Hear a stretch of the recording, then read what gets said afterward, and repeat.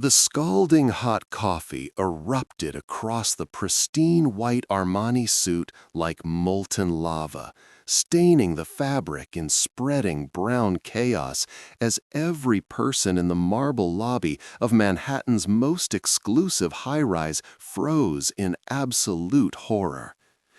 The silence that followed was so complete you could hear the designer watch on his wrist ticking, marking what everyone assumed would be the final seconds before his legendary fury exploded across the 23-year-old delivery woman who stood trembling before him, clutching the now empty coffee cup with hands that shook like autumn leaves. Maya Rodriguez had delivered thousands of orders to dozens of luxury buildings across New York City, but nothing had prepared her for this moment. The man standing before her wasn't just any resident of the towering glass monument to wealth that pierced the Manhattan skyline like a golden needle. He was Daniel Ashworth, the tech billionaire whose face graced the covers of Forbes and Fortune, whose charitable foundation had donated hundreds of millions to causes worldwide, whose every business decision sent ripples through global markets. And she had just destroyed his $1,000 suit with a large coffee, extra cream, no sugar. The doorman's face had drained of all color, his usually pristine white gloves now clenched into fists at his sides as he watched the disaster unfold. The concierge behind the mahogany desk had stopped mid-sentence in her phone conversation, her manicured hand frozen halfway to her ear. 3 residents waiting for the elevator had turned to witness what they were certain would become the most talked-about incident in the building's 15-year history. Even the security guard monitoring the cameras from his marble alcove had leaned forward, his coffee-stained uniform suddenly seeming prophetic. Maya's dark eyes, usually bright with the determination that had carried her through 2 jobs and night school, now brimmed with tears of mortification. Her uniform, a simple blue polo with the Quick Bite Delivery logo embroidered on the chest, suddenly felt like a neon sign announcing her place in this world of marble floors and crystal chandeliers. The thermal bag slung across her shoulder, designed to keep food warm during her deliveries, now felt like an anchor dragging her down into an ocean of embarrassment. But if you're enjoying this story and want to hear more incredible tales like this one, make sure to subscribe to our channel and ring that notification bell so you never miss a moment of these amazing real-life stories. Daniel Ashworth stood motionless, the coffee dripping from his suit jacket onto the polished marble floor, each drop echoing in the suffocating silence like a countdown timer. His steel-gray eyes, the same ones that had stared down corporate adversaries and negotiated billion-dollar deals, were fixed on Maya's face with an intensity that made her want to disappear into the geometric patterns of the lobby's imported Italian marble. The building's residents had seen Daniel's temper before. Last month, he had reduced a contractor to tears for leaving a single paint smudge on the hallway wall. 6 months ago, he had threatened to have a florist banned from the building for delivering flowers with slightly wilted petals. His reputation for perfectionism and his intolerance for mistakes had become legend among the staff, whispered about during break times and coffee runs, shared in hushed tones when he wasn't around. Maya opened her mouth to speak, to offer the apology that was burning in her throat like acid, but no words came. Her mind raced through the implications of this moment. Would he sue her? Would he call her company and demand she be fired? Would this single moment of clumsiness destroy the life she had been so carefully building, one delivery at a time, one night class at a time, one small step at a time toward the American dream that had brought her family from Honduras to New York when she was 12 years old? The elevator chimed in the distance, its cheerful sound completely at odds with the tension crackling through the air like electricity before a thunderstorm. A woman in a fur coat stepped out, took one look at the scene unfolding in the lobby, and quickly retreated back into the elevator, pressing the button frantically as if the door couldn't close fast enough. Daniel's hand moved slowly, deliberately, toward the coffee stain spreading across his chest like a Rorschach's test of humiliation. Maya flinched, expecting him to point an accusatory finger at her, to unleash the verbal assault that would surely follow. Instead, his fingers traced the edge of the stain with what looked almost like curiosity, as if he were studying an abstract painting in a museum. The doorman, Robert, cleared his throat nervously. He had worked in luxury buildings for 37 years, had seen celebrities throw tantrums, billionaires fire entire staffs over minor infractions, and socialites reduce grown men to stammering apologies. He knew the signs of an impending explosion, the subtle tension in the shoulders, the whitening of knuckles, the dangerous quiet that preceded the storm. But something about Daniel's reaction didn't fit the pattern.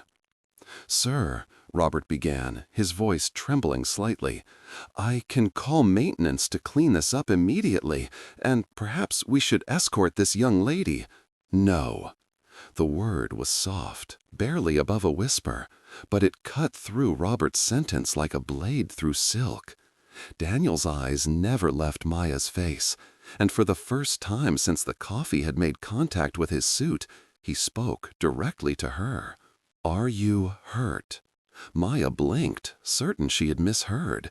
The question seemed to come from a different universe, one where millionaires asked delivery workers about their well-being after accidents that destroyed expensive clothing. She looked down at her hands, still shaking around the empty coffee cup, checking for burns she hadn't even considered in her panic. No, sir, I'm not hurt, but your suit, I'm so sorry. I can pay for the cleaning or replacement. I know it's probably expensive, and Daniel raised his hand gently, not in anger, but in the universal gesture for pause. The movement was so calm, so controlled, that it seemed to slow time itself. The residents who had been holding their breath finally exhaled, but their confusion only deepened. This wasn't the Daniel Ashworth they knew, the one whose perfectionism was legendary, whose standards were impossibly high, whose patience was rumored to be non-existent. "It's just a suit," he said, his voice carrying a weariness that seemed to age him years in the span of seconds. "Just fabric and thread." The concierge dropped her phone. It clattered onto the marble desk with a sound like breaking glass, but no one turned to look.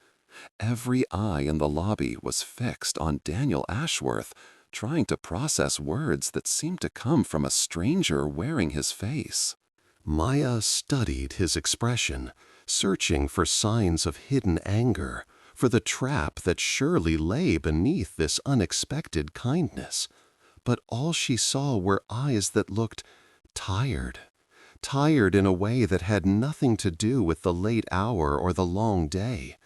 It was the kind of tiredness that came from carrying weights invisible to everyone else, from smiling in photographs when you felt empty inside, from having everything the world thought you wanted and still feeling like something essential was missing.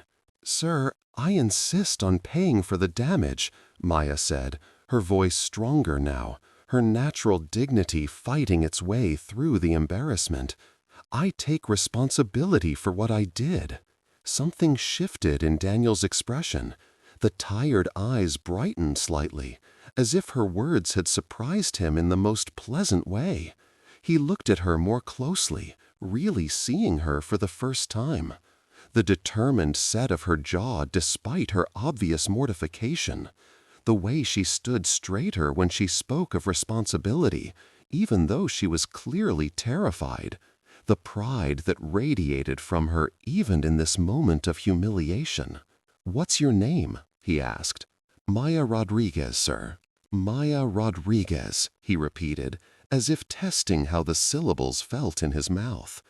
"Tell me, Maya Rodriguez, do you always take responsibility for accidents?" The question caught her off guard. She had expected anger, demands for payment, threats to call her supervisor. She hadn't expected philosophy. "My grandmother always told me that how you handle your mistakes says more about you than how you handle your successes," Maya replied, the words coming from a place of deep conviction that had been shaped by years of struggle and sacrifice. If you're wondering what you would do in Maya's situation, drop a comment below and let us know how you think you'd handle this incredible moment. Daniel's face transformed. It wasn't a dramatic change, nothing that would cause gasps or applause in a movie theater. It was subtler than that, more profound. It was the kind of change that happens when someone sees something they didn't expect to find, like discovering a flower growing through concrete or watching sunrise paint colors you didn't know existed across a familiar sky. "Your grandmother sounds like a wise woman," he said. And for the first time since the coffee had hit his suit, he smiled. It wasn't the practiced smile of board meetings or charity galas. It was real, unguarded, and it reached his eyes in a way that made him look years younger. The lobby's atmosphere began to shift.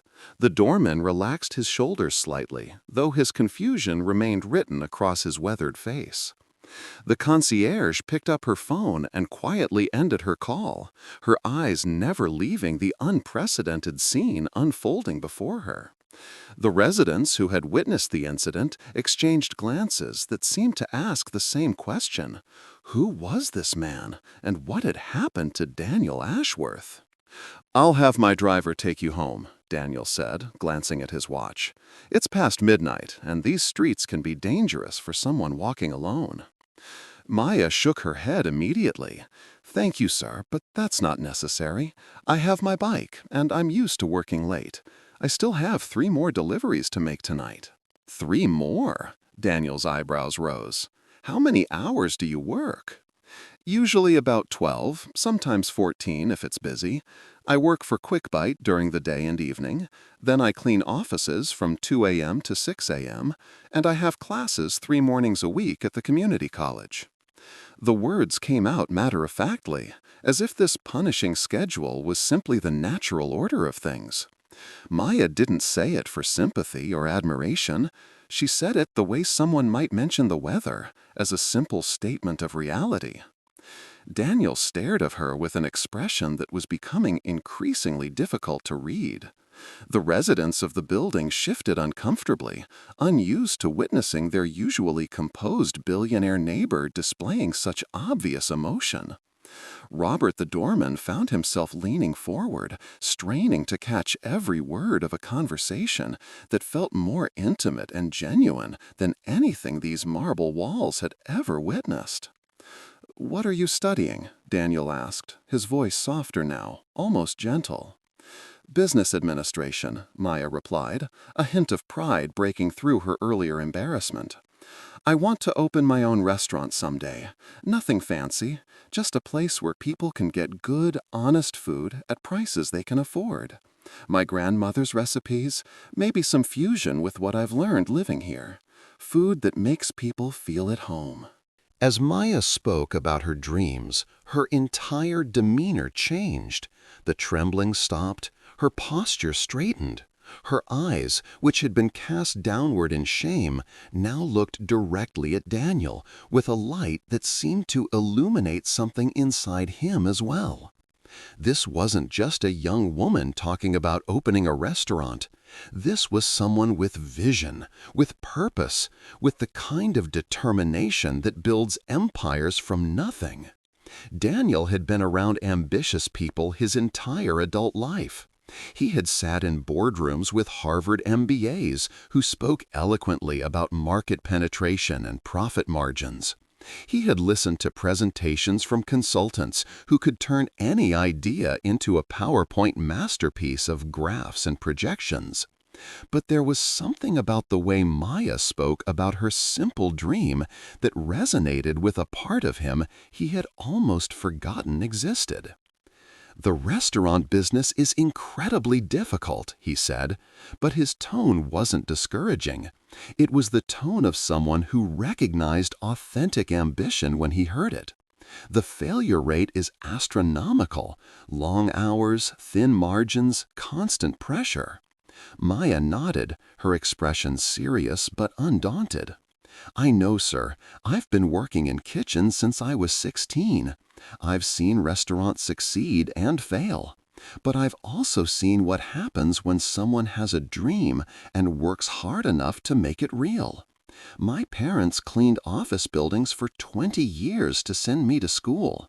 They never gave up, so neither will I." The elevator chimed again, and this time a couple in evening wear stepped out, clearly returning from some charity gala or high society event.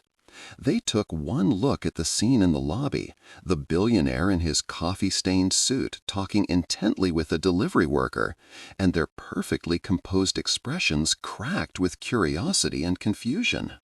They slowed their walk toward the door, obviously hoping to overhear more of this unprecedented conversation. Daniel seemed oblivious to their presence. His attention was completely focused on Maya, as if she were the only person in the world at that moment. It was a level of attention he rarely gave to anyone, even in his most important business meetings. "Maya," he said, her name rolling off his tongue with a familiarity that surprised them both. "Would you be willing to have coffee with me tomorrow, somewhere less chaotic than this lobby?" The question hung in the air like smoke from an extinguished candle. Maya's eyes widened, and she looked around the lobby as if checking to make sure she hadn't slipped into some alternate dimension where billionaires ask delivery workers to have coffee. Sir, I don't think that would be appropriate," Maya said carefully, her voice carrying the wisdom of someone who had learned to navigate the complex social dynamics between the wealthy and the working class. "People might get the wrong idea." "What if I don't care what people think?" Daniel asked, and the question seemed to surprise him as much as it did everyone else listening. The couple by the door stopped walking entirely, no longer even pretending they weren't eavesdropping. The concierge had abandoned all pretense of working and was watching the scene unfold with the fascination of someone witnessing a rare natural phenomenon.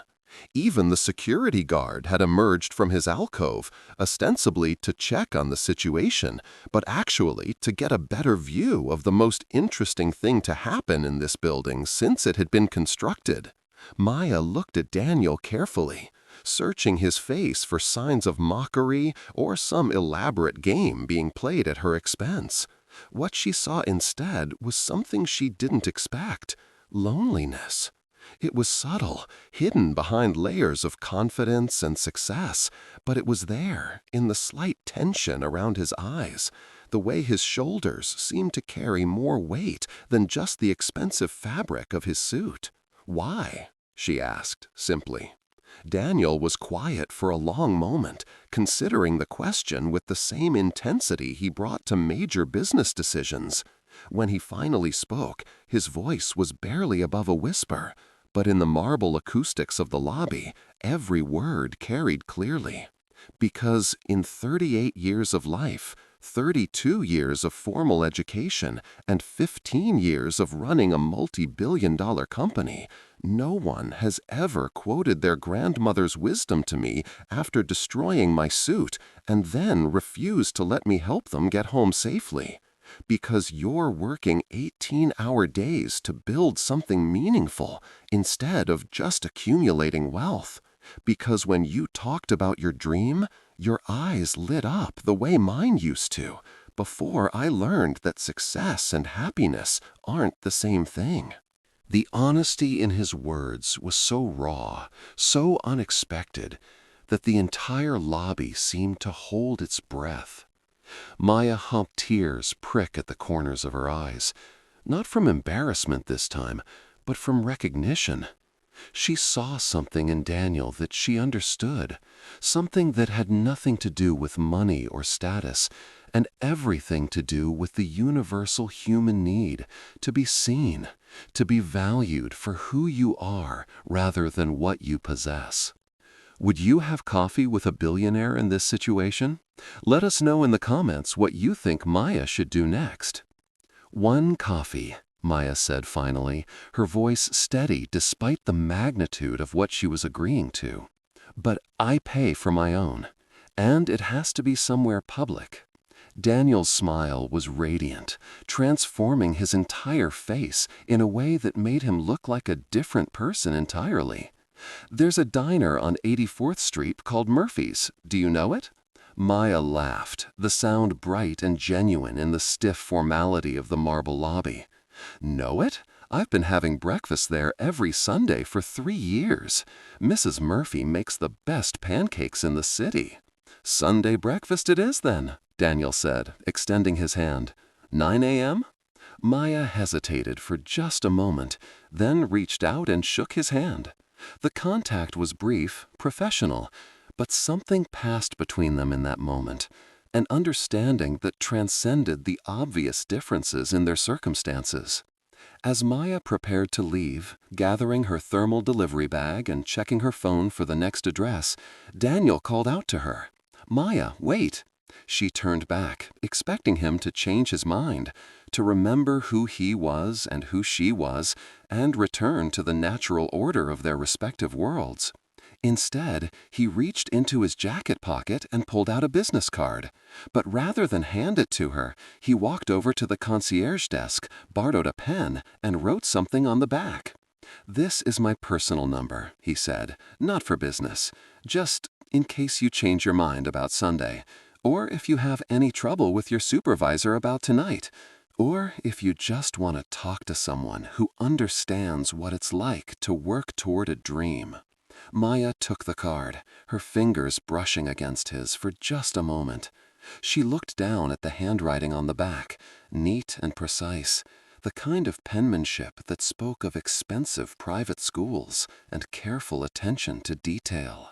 "Thank you," she said, slipping the card into her pocket, "for not being angry, for being kind when you didn't have to be." "Thank you," Daniel replied, "for reminding me what kindness looks like."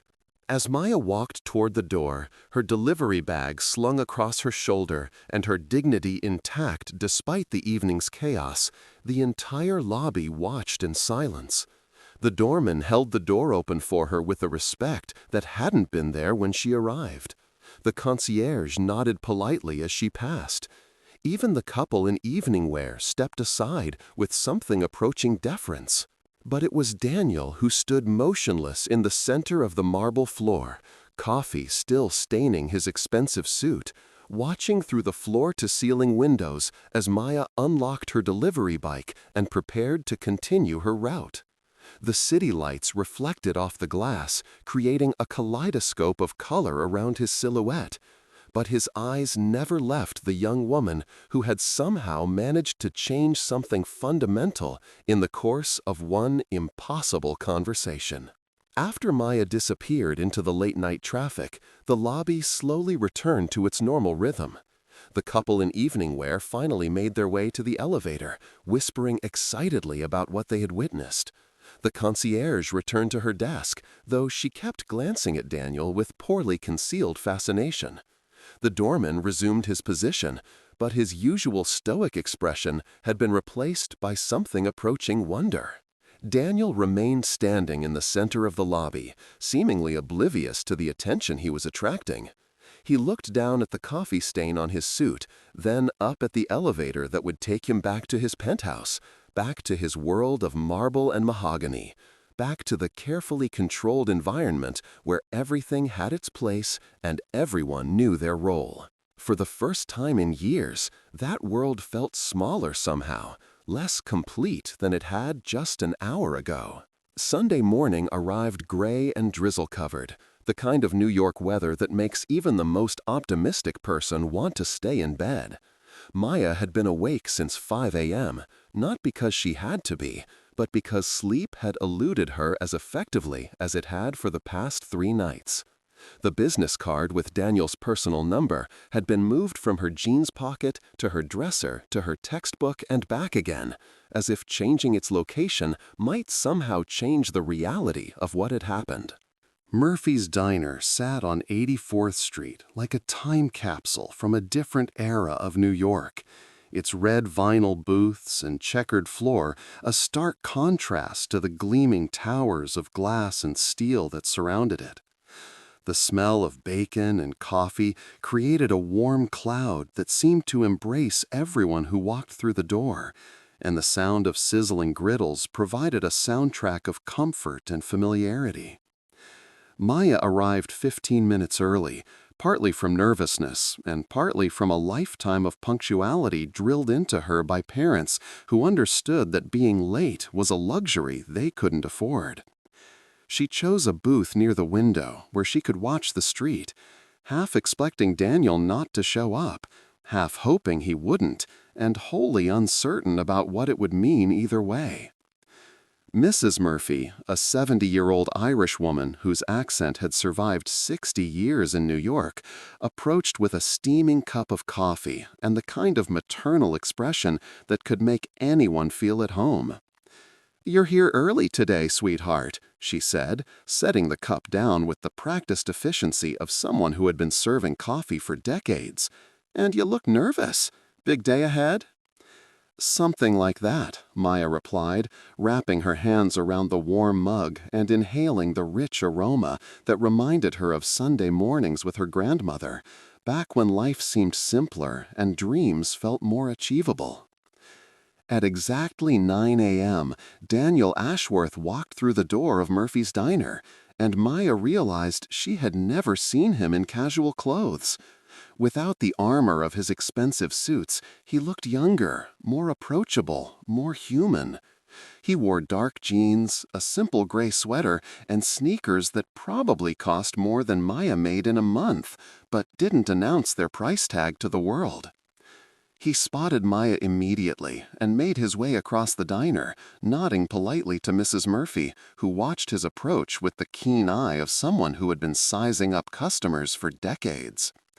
"Maya," he said, sliding into the booth across from her, "thank you for coming. I wasn't sure you would." "I almost didn't," Maya admitted, then immediately wondered if honesty had been the right choice. Daniel smiled, and she noticed that, without the formal setting of his building's lobby, his smile seemed even more genuine. "I'm glad you did. I've been thinking about what you said, about your grandmother's wisdom. I realized I couldn't remember the last time someone shared something that personal with me." Mrs. Murphy appeared beside their booth with the supernatural timing of experienced waitresses everywhere. "What can I get you folks started with?" "The pancakes," Maya said immediately, "with blueberries and real maple syrup." "Make that 2, Daniel said, closing his menu without having opened it. "And coffee, please." After Mrs. Murphy left, a comfortable silence settled between them. Daniel looked around the diner, taking in the faded photographs on the walls, the handwritten specials board, the easy familiarity between the staff and the regular customers. "I haven't been in a place like this since college," he said finally. "There was a diner near campus where I used to go when I needed to think, or when I needed to remember what the real world felt like outside the business school bubble." "What changed?" Maya asked. Daniel considered the question seriously, as if he had been asking himself the same thing for years without finding a satisfactory answer. "Success, I suppose. The more successful I became, the more insulated I became. Private clubs, exclusive restaurants, corporate dining rooms. At some point, I stopped going places where I might meet people who weren't impressed by what I had accomplished. I told myself it was about efficiency, about protecting my time, but maybe it was really about protecting my ego." Maya studied his face, looking for signs of self-pity or false humility, but found neither. He was simply stating facts, analyzing his own life with the same objective clarity he probably brought to business problems. "Do you miss it?" she asked. "The real world, I mean." "I didn't think I did," Daniel replied. "But after talking with you the other night, I realized I miss being surprised by people. I miss conversations that don't have agendas. I miss feeling like I'm learning something new about what it means to be human instead of just what it means to be successful." Mrs. Murphy returned with their pancakes, golden and fluffy, topped with fresh blueberries and accompanied by small pitchers of warm maple syrup.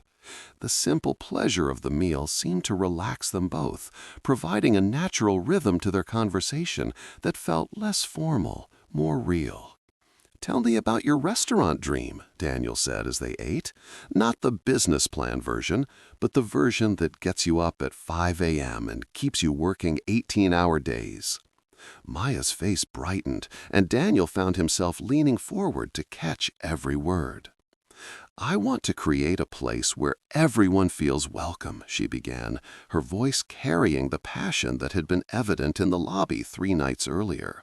"You know how some restaurants make you feel like you don't belong if you're not dressed right or if you don't know the right wine to order? I want the opposite of that. I want a place where a construction worker can sit next to a lawyer, where families can afford to celebrate birthdays, where the food tastes like love instead of just ingredients." She paused, slightly embarrassed by her own enthusiasm, but Daniel's expression encouraged her to continue. "My grandmother used to say that food is the universal language, that you can tell everything about a culture by what they eat and how they share it. She would cook for anyone who was hungry, whether they could pay or not. She said feeding people was feeding their souls, not just their bodies. I want to honor that in a real way, not just as some marketing slogan." Daniel had stopped eating, his fork halfway to his mouth, completely absorbed in Maya's words. When she finished speaking, he set his fork down carefully and was quiet for a long moment. "How much would it cost," he asked finally, "to open this restaurant?" Maya laughed, but not unkindly. "More than I have, and probably more than I'll ever have. Commercial kitchen equipment, permits, rent for at least 6 months, marketing, staff. I've run the numbers 100 times. It would take about $200,000 to do it right, and that's being conservative." "What if someone wanted to invest in your dream?" The question was asked casually, but Maya's response was immediate and firm. "I appreciate the thought, but I need to do this myself. If I take money from investors, especially," she gestured vaguely at his expensive casual wear, "successful investors, then it's not really my restaurant anymore. It becomes their restaurant that I happen to work in." Daniel's eyebrows rose. Even if the investor was completely silent, no input on the menu, the decor, the operations? "Especially then," Maya said with a smile that took any sting out of her words. "Because then I would always wonder if I succeeded because I was good enough or because I had an unfair advantage. And more importantly, my customers would wonder the same thing." For the second time in their short acquaintance, Daniel found himself staring at Maya with an expression of complete fascination. In his world, people spent enormous amounts of time and energy trying to convince him to invest in their projects. They created elaborate presentations, made extravagant promises, and offered him stakes in their companies that were often far more generous than the situations warranted. And here was someone turning down his potential investment because she wanted to maintain the integrity of her dream. "You realize you could be making a very expensive mistake," Daniel said. "Pride can be costly in business." "Maybe," Maya agreed, "but self-respect is worth more than money. At least, that's what my grandmother would have said." The mention of her grandmother seemed to trigger something in Daniel, a memory or an emotion that flickered across his face before he could hide it.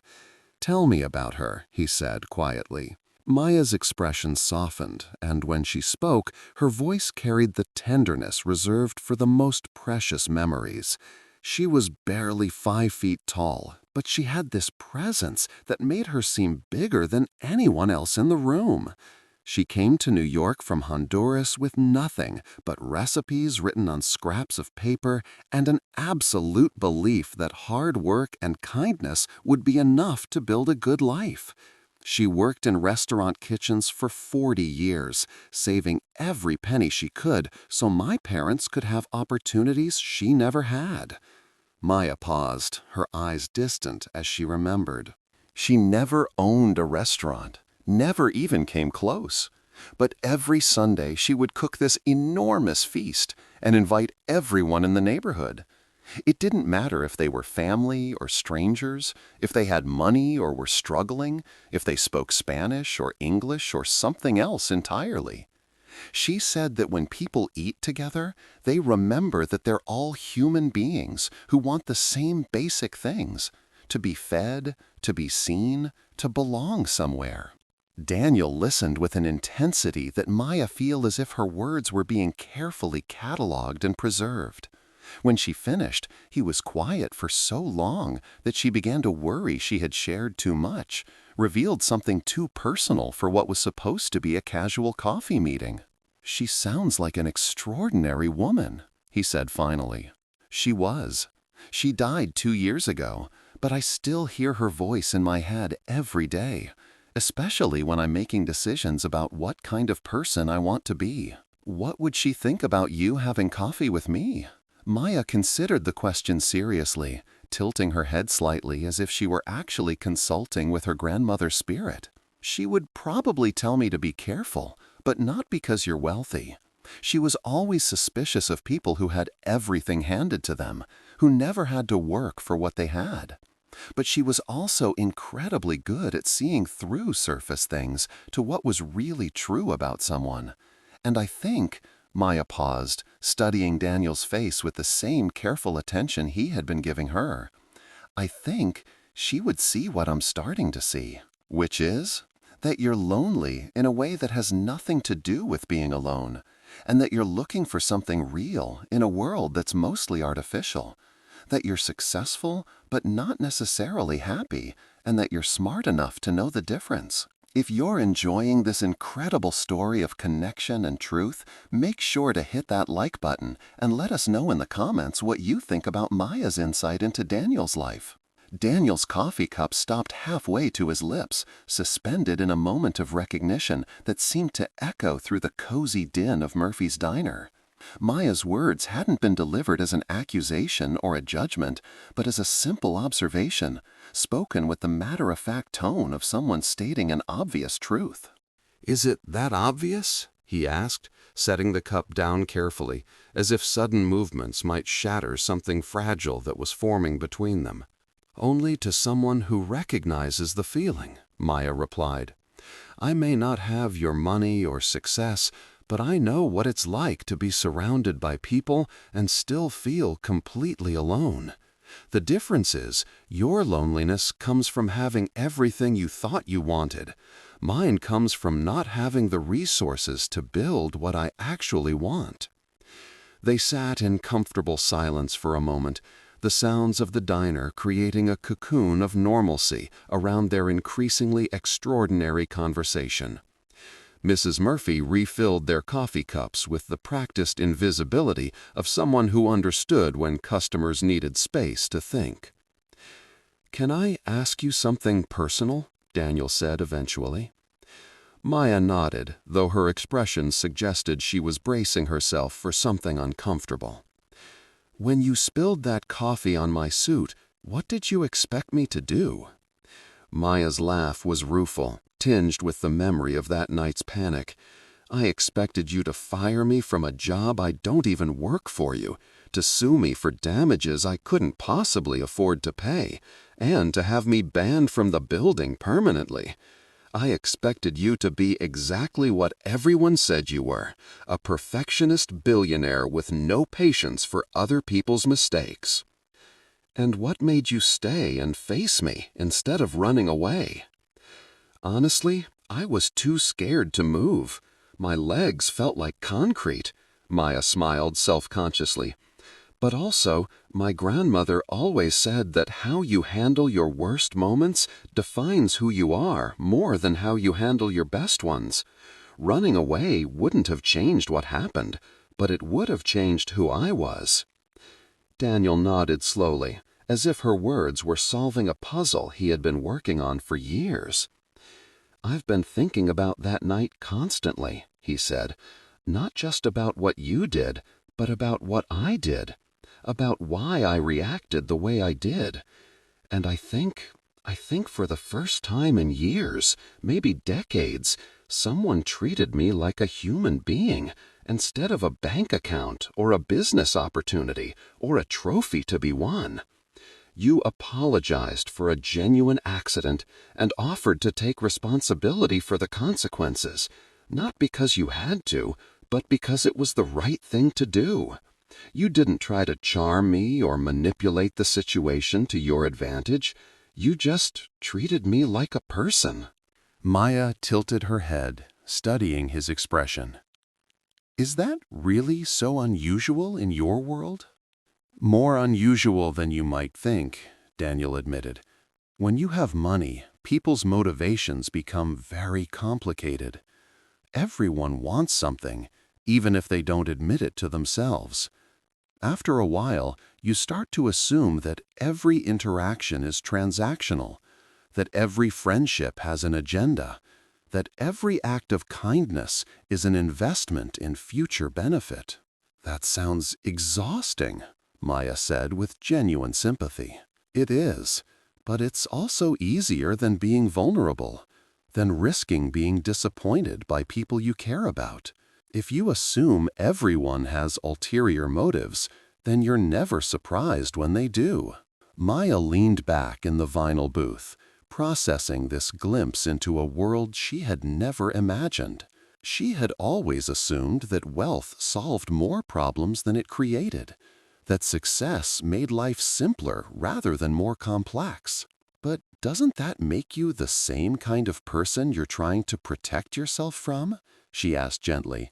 If you're always looking for people's hidden agendas, aren't you approaching every interaction with your own agenda too?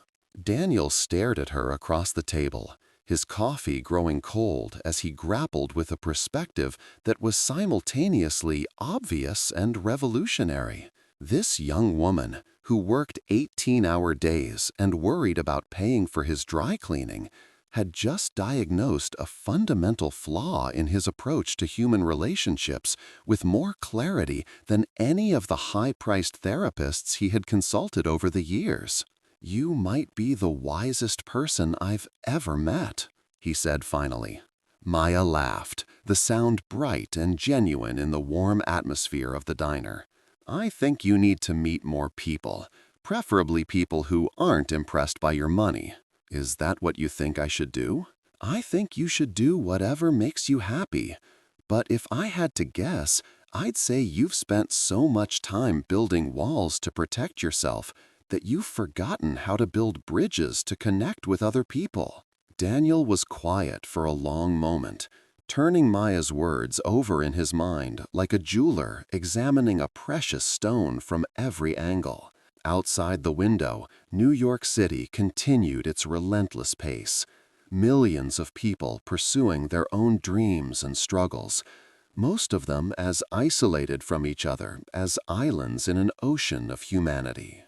"I have a proposition for you," Daniel said suddenly, his voice carrying a new energy that made Maya look up from her coffee with surprise. "I thought we already established that I'm not interested in investment offers," Maya replied, though her tone was more amused than annoyed. "Not that kind of proposition. A challenge, actually, for both of us." Maya raised an eyebrow, her expression skeptical but curious. "I'm listening." "You said I need to meet more people who aren't impressed by my money, people who treat me like a human being instead of a walking dollar sign. And you're working yourself to exhaustion trying to save money for a dream that's going to take you years to achieve at your current pace.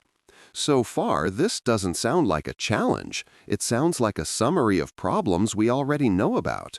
Daniel smiled, and Maya noticed that when he was excited about an idea, his entire demeanor changed. He leaned forward, his eyes bright with possibility, his hands gesturing as he spoke. Here's the challenge.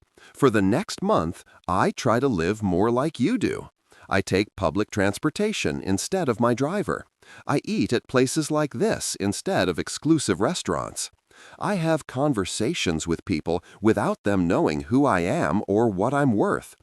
I learn what it's like to be treated as just another person in the world. And what do I get out of this social experiment? Maya asked, though she was already intrigued despite herself. You get a month of 8-hour workdays instead of 18-hour ones. I cover your lost income from the cleaning job and the extra delivery shifts, but you use that time to actually work on your restaurant plan. Research locations, develop your menu, create a real business plan instead of just dreaming about it. And at the end of the month, we compare notes on what we learned. Maya stared at him, her mind racing through the implications of what he was suggesting. You want to pay me to work less so you can learn to be more normal? I want us both to step outside our comfort zones and see what we learn. You're stuck in survival mode, working so hard to make ends meet that you don't have time to actually pursue your dreams. I'm stuck in isolation mode, so protected from real human contact that I've forgotten what authentic relationships feel like. Maybe we can help each other figure out how to break those cycles. And what happens after the month is over? Daniel's expression grew more serious, and Maya could see him choosing his words carefully. Whatever we want to happen. If you decide you'd rather go back to your 18-hour days, that's your choice. If I decide I prefer my isolated penthouse to Murphy's Diner, that's mine. But at least we'll both know what the alternatives feel like. Maya found herself considering the proposition more seriously than she had expected. The practical part of her mind was already calculating how much progress she could make on her restaurant plans with 8 hours of free time every day. The cautious part was wondering what strings might be attached to Daniel's offer. But there was another part, a part that sounded suspiciously like her grandmother's voice, that was intrigued by the possibility of helping someone find their way back to their own humanity. There would have to be rules, Maya said finally, such as, no using your wealth to solve problems or get special treatment. If you're going to live like a normal person, you have to actually live like a normal person. That means waiting in line, dealing with rude customer service, figuring out subway maps, eating food that isn't prepared by private chefs. Daniel nodded eagerly. Agreed. What else? No revealing who you are to anyone we meet. The whole point is for you to experience what it's like to be treated based on who you are as a person, not what you own. Fair enough. And, Maya paused, meeting his eyes directly, if at any point this starts to feel like charity, or if you start treating me like a project instead of a person, the deal is off. I don't need to be saved, and I don't want to be anybody's good deed for the month. Daniel's expression grew solemn, and Maya could see that her final condition had hit home in a way that surprised him. You're right to be concerned about that, he said quietly. I've probably been guilty of that kind of thinking in the past, but what you said about treating people like human beings instead of problems to be solved, I think I need to learn that lesson as much as anyone. Maya studied his face, looking for any sign of condescension or false humility. What she saw instead was something that looked like genuine humility, the kind that comes from recognizing your own flaws rather than having them pointed out by others. 1 month, she said finally, extending her hand across the table. But we start tomorrow. And the first thing you're doing is taking the subway to meet me at my day job so you can see what real work looks like. Daniel shook her hand, his grip firm and warm. Deal, but I should warn you, I haven't been on the subway since college. Then it's going to be an educational day for both of us, Maya replied with a grin that was equal parts mischief and anticipation. The next morning, Maya stood outside the Quick Bite delivery headquarters on the Lower East Side, checking her phone for the third time in 5 minutes. Daniel was supposed to meet her at 9 a.m., and it was now 9:07. Part of her wondered if he had come to his senses overnight and decided that slumming it with the working class wasn't as appealing in the harsh light of Monday morning as it had seemed over pancakes and coffee. At 9:12, she spotted him walking down the street, and she had to suppress a laugh. Daniel Ashworth, billionaire tech mogul, was wearing what appeared to be a brand new pair of jeans that still had the store creases in them, sneakers that had clearly never touched pavement, and a plain white t-shirt that probably cost more than Maya's entire outfit, but looked like it came from a discount store.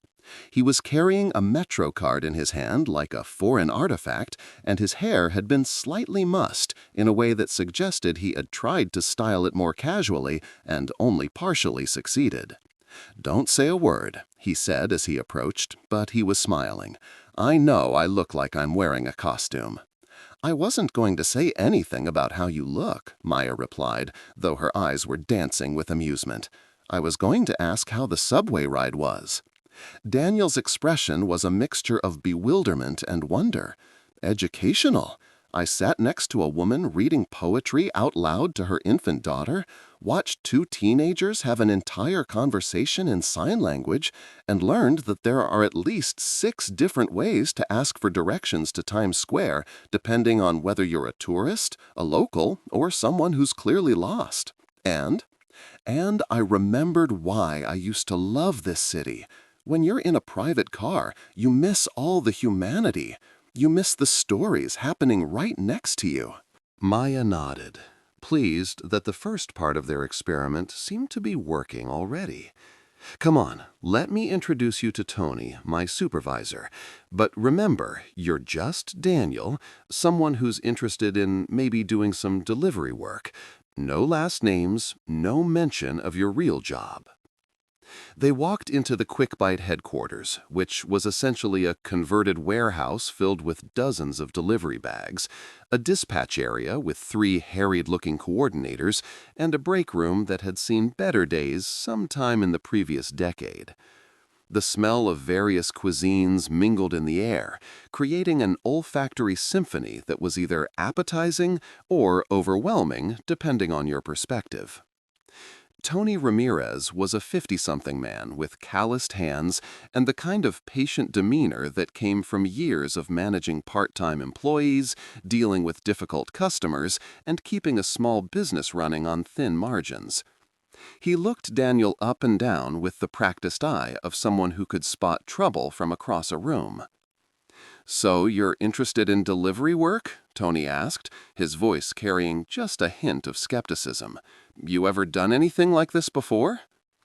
Daniel glanced at Maya, who gave him an encouraging nod. "Not exactly, but I'm a fast learner and I need the work." "You got your own bike?" No, not yet. I was hoping to see if I liked the job before I invested in equipment." Tony's skepticism deepened. "Equipment? Son, we're talking about a bicycle, not a space shuttle. You can get a decent used bike for a couple $100.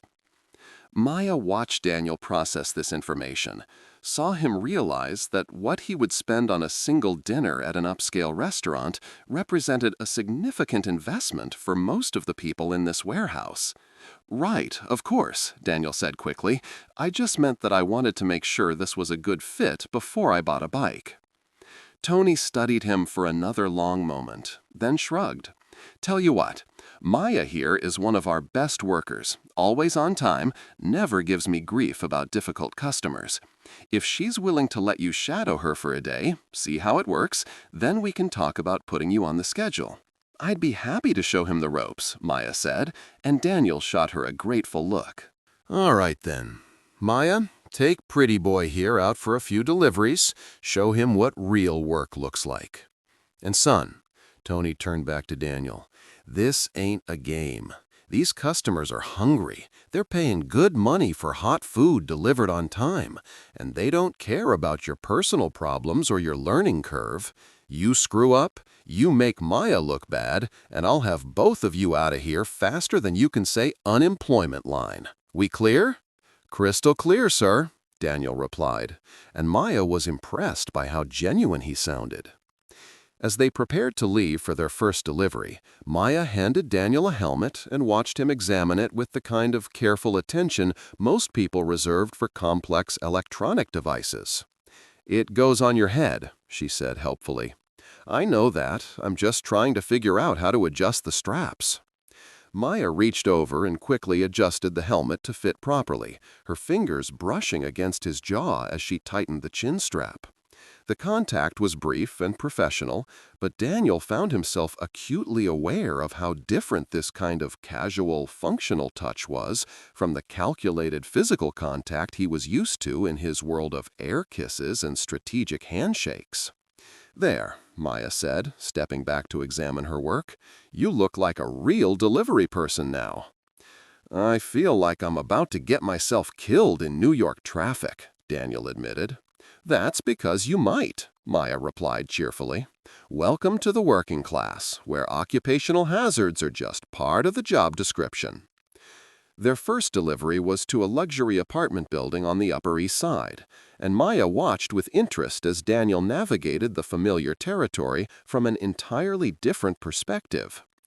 Instead of being whisked through the lobby by deferential doormen, they were directed to the service entrance and asked to wait while someone verified that the food they were delivering had actually been ordered. "This is weird," Daniel murmured as they stood in the service corridor, surrounded by concrete walls and fluorescent lighting instead of marble and crystal chandeliers. "This is reality," Maya replied. "Most people never see the front entrance of buildings like this. We exist in the spaces between the spaces, the service elevators and delivery docks and staff bathrooms. We're invisible unless something goes wrong." Daniel looked around the utilitarian corridor with new eyes, realizing that in all his years of living in luxury buildings, he had never once considered the experience of the people who delivered his food, cleaned his offices, or maintained the infrastructure that made his comfortable life possible. Their customer was a woman in her 30s who answered the door in yoga clothes, talking loudly on a phone headset while gesturing impatiently for them to hand over the food. She didn't make eye contact, didn't say thank you, and closed the door before Daniel could even process what had just happened. "Does that happen a lot?" he asked as they walked back to the service elevator. "More often than you'd think," Maya replied. "Some people are incredibly kind and generous. They ask about your day, tip well, treat you like a human being. Others act like you're a robot whose only function is to bring them food. You learn not to take it personally. How do you not take it personally when someone treats you like you're invisible?" Maya considered the question as they rode the service elevator back down to the basement level. "I think about my grandmother. She used to clean houses for people who treated her the same way, but she never let their rudeness change who she was. She said that how people treat service workers says everything about them and nothing about you. Your worth doesn't come from other people's recognition." As they emerged from the building and prepared to head to their next delivery, Daniel found himself looking at the city with completely different eyes. The doormen who had always nodded respectfully at him were now invisible gatekeepers who controlled his access to buildings. The pedestrians who hurried past on the sidewalk weren't just part of the urban landscape, they were potential customers, each with their own expectations and attitudes about the people who served them. "Maya," he said as they unlocked their bikes, "I think I'm beginning to understand why you turned down my investment offer." "Oh, and why is that?" "Because this isn't just about opening a restaurant. It's about proving to yourself and everyone else that you can succeed without compromising who you are. It's about earning your place in the world instead of having it handed to you." Maya paused in the middle of adjusting her delivery bag, struck by the insight in his words. That's exactly right. But it's more than that, too. It's about building something that reflects your values, not just your ambitions. If I took money from someone like, she gestured at his expensive casual wear, someone who's never had to worry about rent or groceries, then the restaurant would reflect their values, not mine. Even if they never interfered with your decisions? Especially then, because then I'd always be wondering if my success was real or if it was just the result of having an unfair advantage. And more importantly, my customers would wonder the same thing. Daniel nodded slowly, beginning to understand that Maya's refusal of his potential investment wasn't about pride or stubbornness. It was about authenticity, about ensuring that her success would be meaningful not just financially, but personally. Their next delivery took them to a completely different world, a walk-up apartment in Queens where the customer was an elderly man who invited them in for coffee and insisted on hearing about their day. He tipped generously despite living in a small, simply furnished apartment, and when they left, he pressed a homemade cookie into each of their hands for the road. "See the difference?" Maya asked as they walked back to their bikes. "It's not about money," Daniel said, understanding flooding his voice. "It's about how people see other people." "Now you're getting it." By the end of their shift, Daniel was exhausted in a way he hadn't experienced in years. Not the mental fatigue that came from high-stakes negotiations or complex strategic planning, but the physical tiredness that came from spending 8 hours navigating city traffic, climbing stairs, and dealing with the unpredictable personalities of strangers. His legs ached, his back was sore from carrying the delivery bag, and he had a new appreciation for the physical demands of Maya's daily routine. "How do you do this 18 hours a day?" he asked as they returned their equipment to the Quick Bite warehouse. "Very carefully," Maya replied with a tired smile, "and with a lot of coffee." Tony approached them as they were finishing up, his expression slightly less skeptical than it had been that morning. "How'd he do?" Tony asked Maya. "He's got potential," Maya replied diplomatically. "Needs to work on his bike handling skills, and he's a little too polite with difficult customers, but he kept up and didn't complain." "Too polite?" Daniel asked. "You said please and thank you to the woman who yelled at us for bringing her the wrong sauce, even though it was exactly what she ordered," Maya explained. "Sometimes you have to stand up for yourself, even with customers." Tony nodded approvingly. "Maya's right. Respect goes both ways. You can be professional without being a doormat." He turned to Daniel. "You want to come back tomorrow? Same time, same deal. Shadow Maya for the rest of the week, then we'll see about getting you some solo shifts." Daniel looked at Maya, who nodded encouragingly. "I'll be here," he said. As they left the warehouse together, Maya noticed that Daniel's carefully constructed casual appearance had been replaced by something more genuine. His hair was messed up from the helmet, his new jeans were actually wrinkled from a day of real activity, and there was a smudge of bike grease on his supposedly pristine white t-shirt. But more importantly, he carried himself differently. The slight stiffness that had marked his posture that morning had been replaced by something more relaxed, more natural. "So," Maya said as they walked toward the subway station, "what did you learn on your first day as a working person?" Daniel was quiet for a moment, considering the question seriously. "I learned that I've been living in a bubble for so long that I forgot what the rest of the world feels like. I learned that physical work is harder than I remembered, but also more satisfying in some ways than sitting in boardrooms making decisions about other people's lives. And I learned that you're an extraordinary person, not because of what you're trying to achieve, but because of how you treat people along the way." Maya felt her cheeks warm at the unexpected compliment. "It was just one day, Daniel. Don't read too much into it." "Maybe. but I'm looking forward to tomorrow, and I can't remember the last time I could say that about anything." As they descended into the subway station together, two people from completely different worlds who were beginning to discover that the distance between them might not be as vast as they had imagined, Maya realized that this experiment might change both of their lives in ways neither of them had anticipated. And she wasn't sure if that thrilled her or terrified her more. What do you think will happen as Daniel continues his month in the real world? Drop a comment and let us know your predictions about this incredible journey of discovery.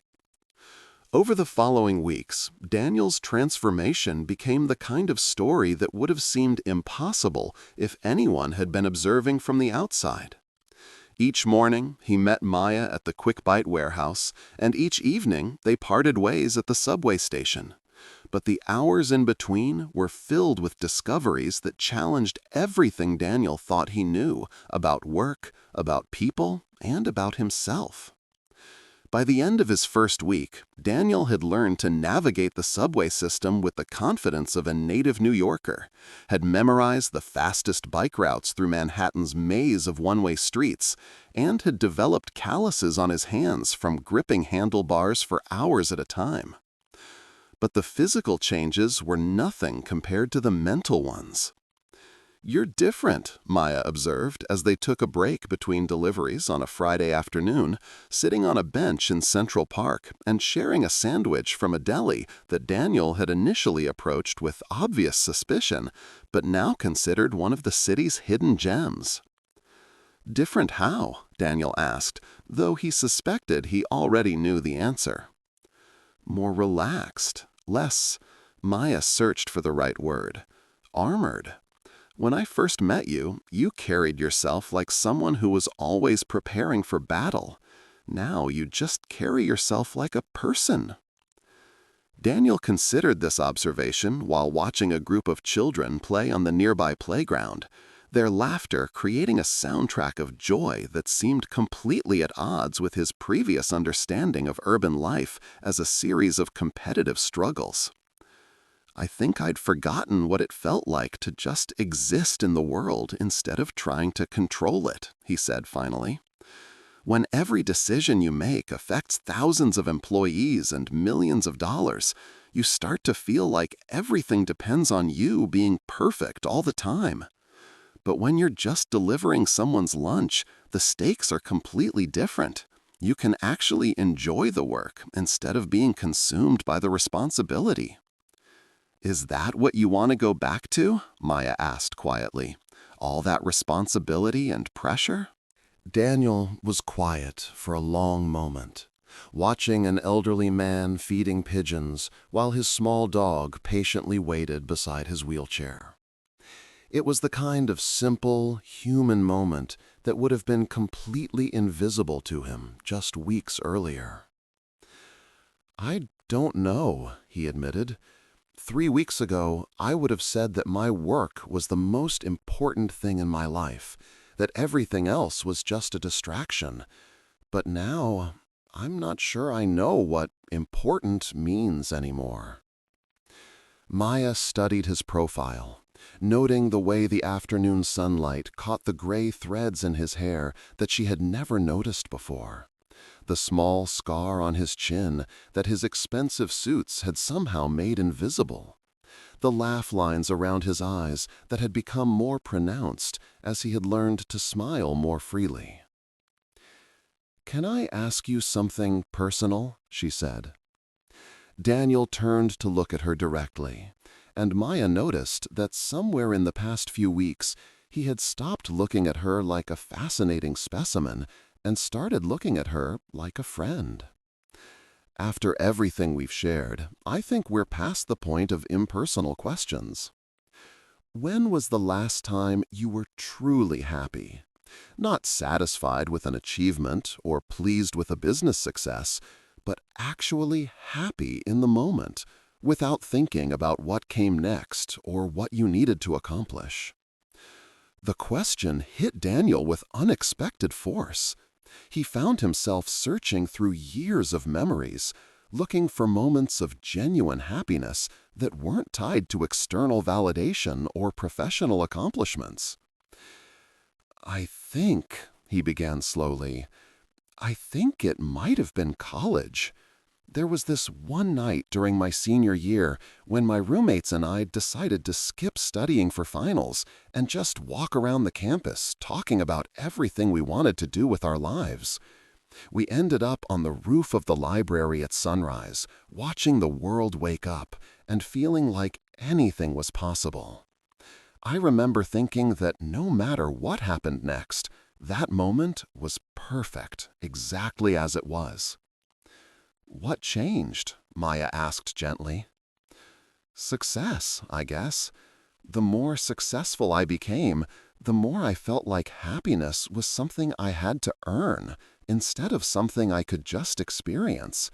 Like I had to justify every moment of contentment with achievements that proved I deserved it." Maya nodded with the understanding of someone who recognized a painful truth. "My grandmother used to say that happiness isn't a reward for living well. It's the fuel that helps you live well in the first place."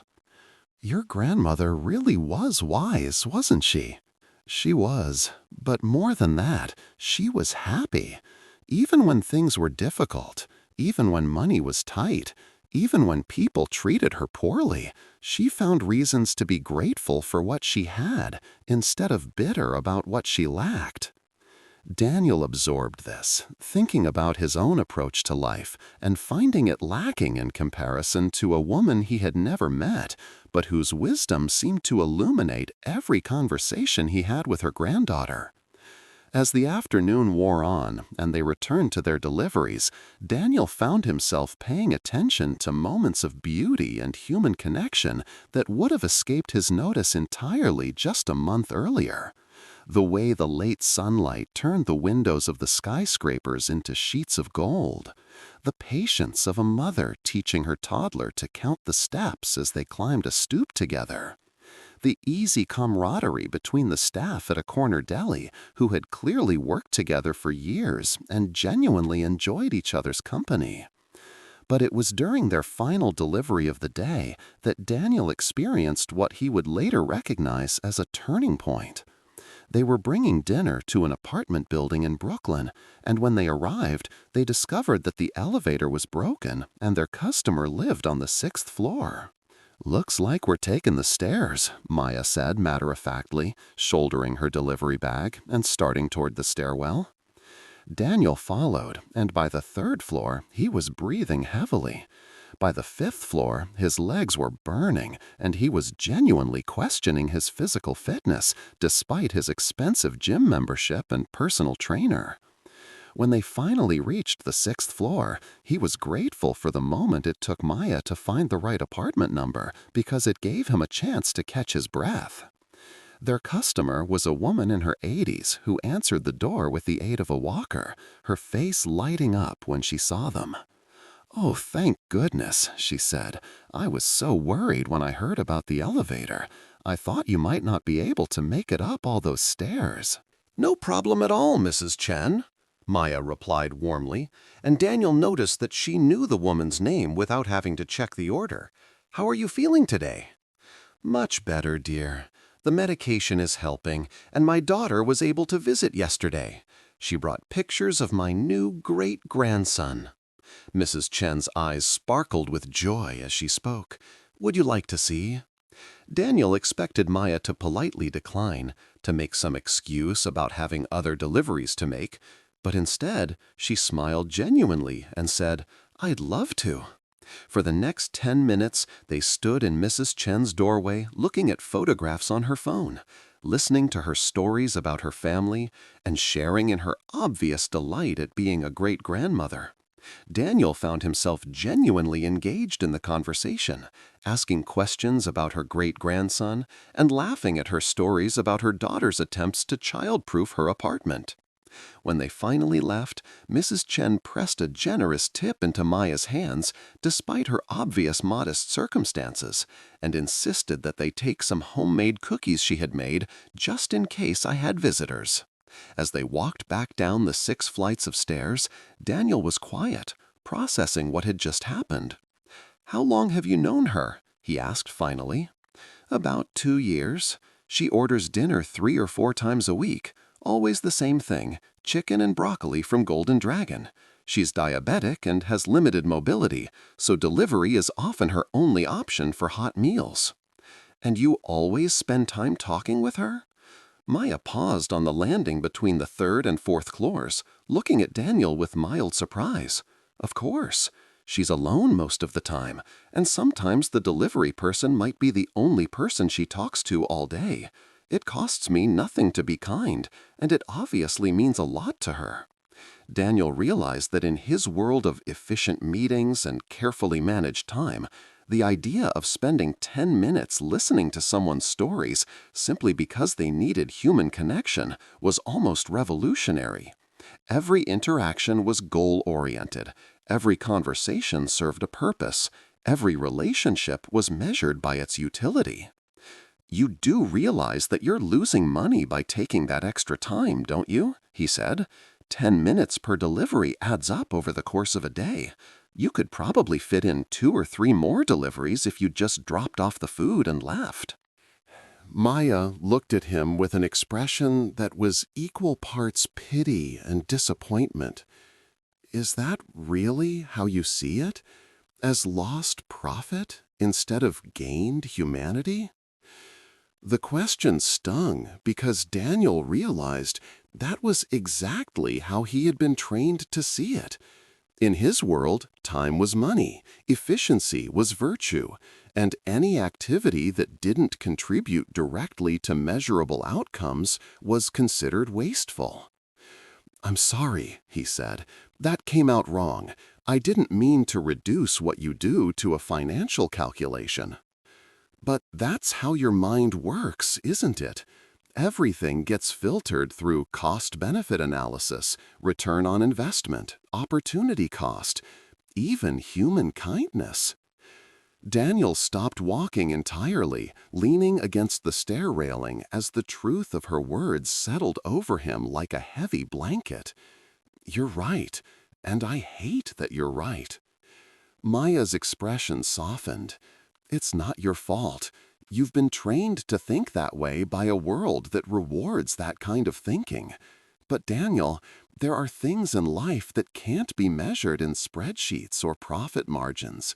The look on Mrs. Chen's face when she talks about her great-grandson, the way she lights up when someone shows genuine interest in her life, that's not inefficiency. That's what makes life worth living." As they emerged from the building and prepared for the bike ride back to Manhattan, Daniel found himself thinking about the past 3 weeks and all the moments like this one, moments when Maya had shown him ways of being in the world that had nothing to do with accumulation or achievement and everything to do with connection and compassion. "Maya," he said as they unlocked their bikes, "I think I'm falling in love with you." The words came out before he could stop them, hanging in the evening air like a confession that surprised them both. Maya froze with her hands on her handlebars, her face a mixture of shock, confusion, and something that might have been fear. "Daniel," she said carefully, "you can't fall in love with someone in 3 weeks, especially not someone whose entire life is different from yours." "Can't I?" he asked, his voice quiet but certain. "You've shown me what it means to live with integrity, to find joy in small moments, to treat every person you meet as if they matter. You've reminded me what happiness feels like, what it means to care about something beyond your own success. If that's not love, what is?" "It's gratitude," she said finally, "and maybe infatuation with a version of life you've never experienced before. But love? Love is what you build over years of shared struggles and common dreams and weathering difficulties together. Love is what you choose every day, even when the other person isn't showing you new and exciting ways to see the world." Daniel absorbed her words, recognizing the wisdom in them even as they disappointed him. But there was something in her voice, a slight tremor that suggested her own feelings might be more complicated than her words indicated. "And what if I want the chance to build that?" he asked. "What if I want to find out whether this gratitude and infatuation could grow into something real?" Maya was quiet for a long moment, her hands still gripping her handlebars as if they were anchoring her to something solid in a suddenly uncertain world. "Our month is almost over," she said finally. "In a few days, you'll go back to your penthouse and your boardrooms and your world of marble lobbies, and I'll go back to my 18-hour days and my dreams of someday opening a restaurant. Do you really think what we've built here can survive that reality?" It was Daniel's turn to be quiet, to grapple with the truth of what she was saying. In less than a week, their experiment would end, and they would return to their respective lives.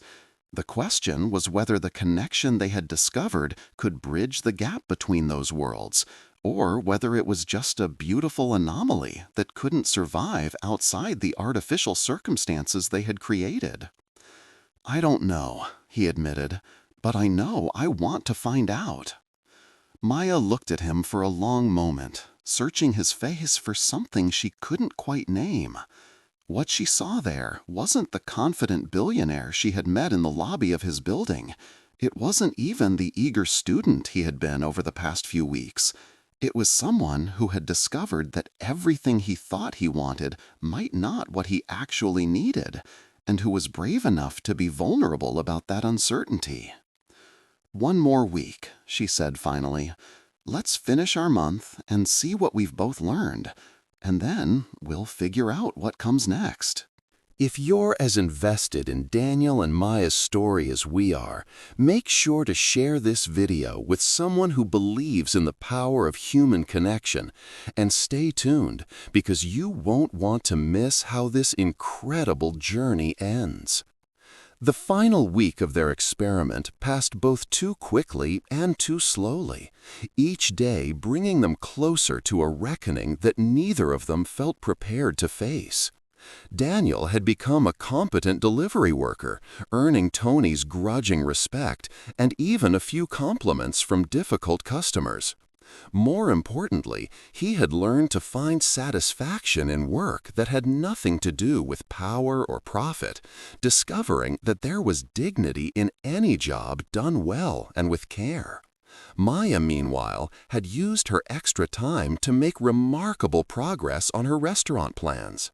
She had researched potential locations, developed a comprehensive menu that honored her grandmother's recipes while incorporating her own creative touches, and even started preliminary conversations with suppliers and potential staff members. For the first time in years, her dream felt achievable rather than impossible. But as their final day approached, the question that had been hovering between them since that evening in Brooklyn became impossible to ignore. What happened next?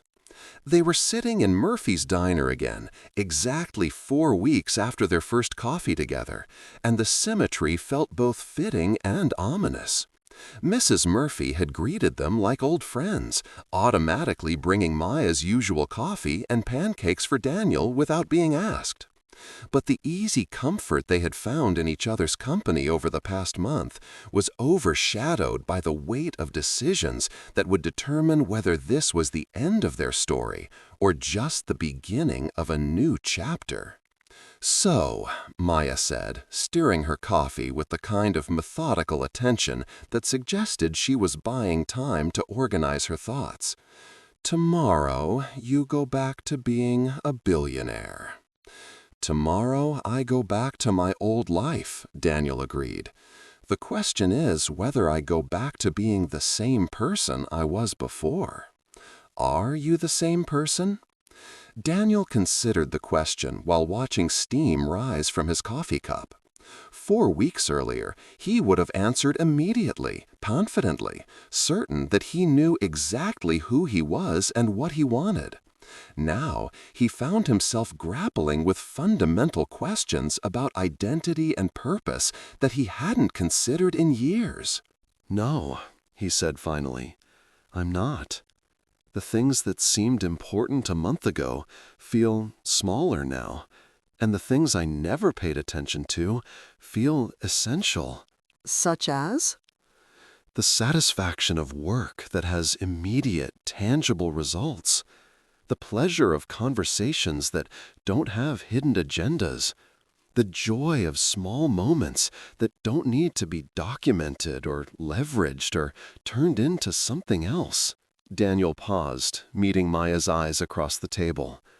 The possibility of loving someone for who they are, rather than what they can do for you. Maya felt her heart skip in a way that had nothing to do with caffeine. Over the past week, she had tried to convince herself that whatever she felt for Daniel was just the result of their unusual circumstances, that it would fade once they returned to their normal lives. But sitting across from him now, seeing the genuine change in his eyes and hearing the authenticity in his voice, she realized that her feelings were more real and more frightening than she had been willing to admit. "Daniel," she said carefully, "I need you to understand something. My life isn't going to magically become easier just because I have feelings for you. I'm still going to be working multiple jobs, still going to be struggling to save money, still going to be years away from opening my restaurant. And you're still going to be responsible for $1 billion company and thousands of employees. Those realities don't disappear just because we've discovered we care about each other." "Daniel," she said carefully, "I need you to understand something. My life isn't going to magically become easier just because I have feelings for you. I'm still going to be working multiple jobs, still going to be struggling to save money, still going to be years away from opening my restaurant.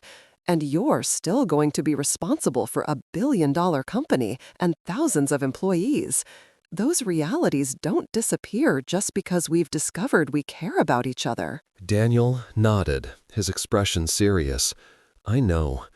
And I'm not asking you to change your life or give up your dreams. I'm asking if there's room in your life for someone who wants to support those dreams without trying to control them." "What does that look like practically?" Maya asked. "You go back to your penthouse, I go back to my studio apartment in Queens. You attend board meetings, I deliver food. How do we build something real across that divide?" "Maybe we start small," Daniel said, his voice gaining confidence as he worked through the idea.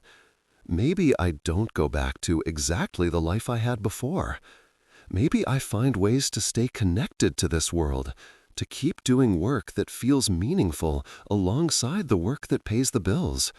And maybe you let me be part of your journey toward opening your restaurant, not as an investor, but as someone who believes in what you're trying to build." "What does that look like practically?" Maya asked.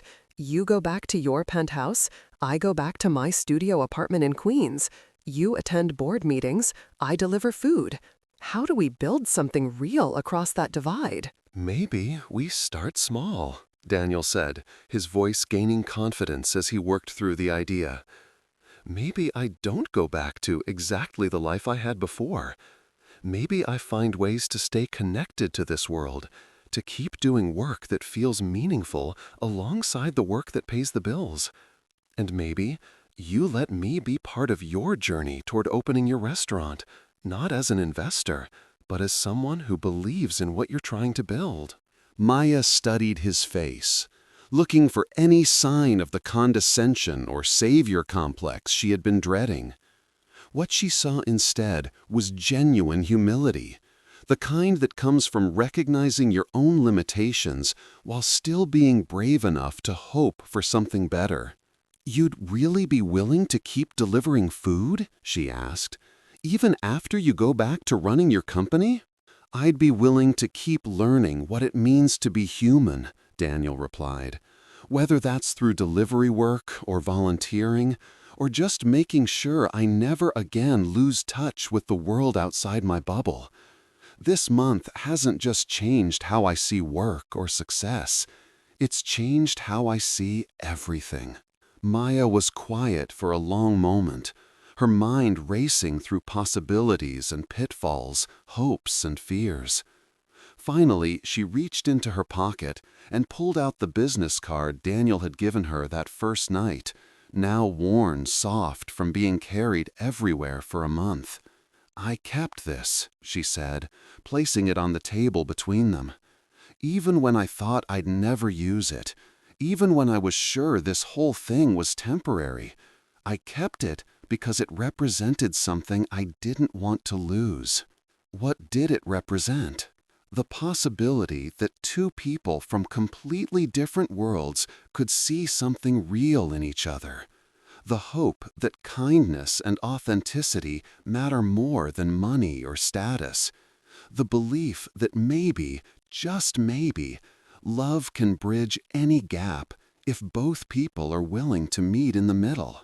Daniel reached across the table and covered her hand with his, a gesture that had become natural over their weeks together, but somehow felt electric in this moment of decision. "So, what do we do?" he asked. Maya smiled, and Daniel realized it was the first completely unguarded expression he had seen from her since their conversation in Brooklyn. "So, what do we do?" he asked. Maya smiled, and Daniel realized it was the first completely unguarded expression he had seen from her since their conversation in Brooklyn. "We take it one day at a time," she said. "We see if what we've built here can survive in the real world. We figure out how to support each other's dreams without losing ourselves in the process. And we remember that the best things in life aren't the ones you can plan or control, but the ones you're brave enough to let happen." "Starting tomorrow?" Daniel asked. "Starting right now," Maya replied, squeezing his hand. "Because I realized something this week. I've been so focused on earning my success that I forgot it's okay to accept love when it's freely given. And you've been so focused on controlling your world that you forgot it's okay to trust someone else with your heart." Daniel lifted her hand to his lips and kissed it gently, a gesture so tender and spontaneous that it made Maya's breath catch. "To new beginnings," he said. "To coffee that changes everything," Maya replied, and they both laughed, remembering the accident that had brought them together and marveling at how something that had seemed like a disaster had become the first page of a story neither of them could have written alone. 6 months later, Daniel Ashworth still ran his billion-dollar company, but he also spent 2 evenings a week delivering food with Maya, donating his wages to a scholarship fund for first-generation college students.